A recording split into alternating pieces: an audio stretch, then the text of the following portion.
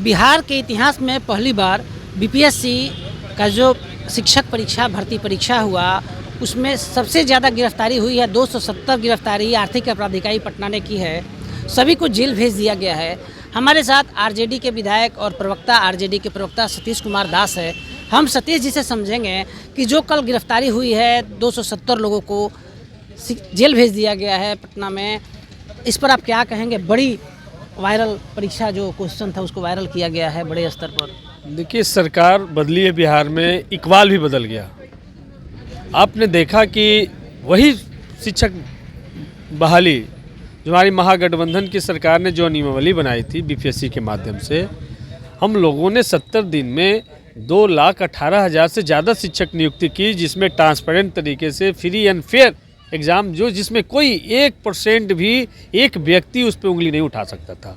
लेकिन सरकार बदलने के बाद जो हमारी सरकार ने ही अधिसूचित कर दी थी संख्या बल, उसके वैकेंसी पूरा एलोकेट करके, लेकिन जब उसका एग्ज़ाम लिया गया तो देखते हैं इस तरीके का कारनामा कि एडमिट कार्ड पर ही आंसर छाप करके दिया गया है। इस तरीके का ये सरकार की कारनामा है।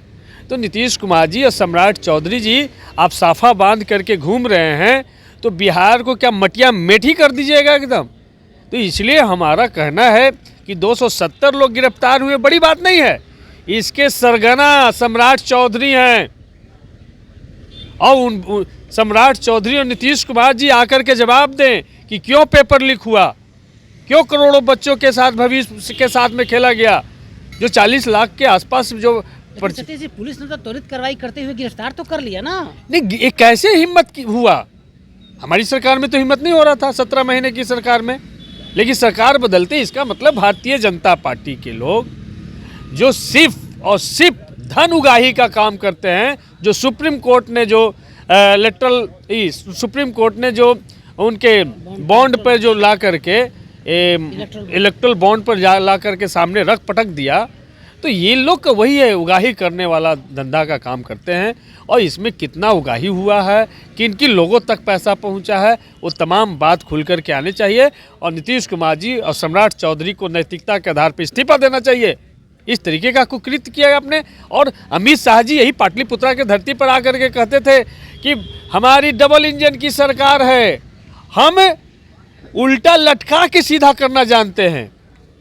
तो किसको उल्टा लटका के सीधा करना जानते हैं? तो ये क्या पेपर लीक करने वाले जो सरगना हैं, जो सरकार में बैठे हुए हैं, क्या उनको उल्टा लटकाने की हिम्मत है अमित शाह जी?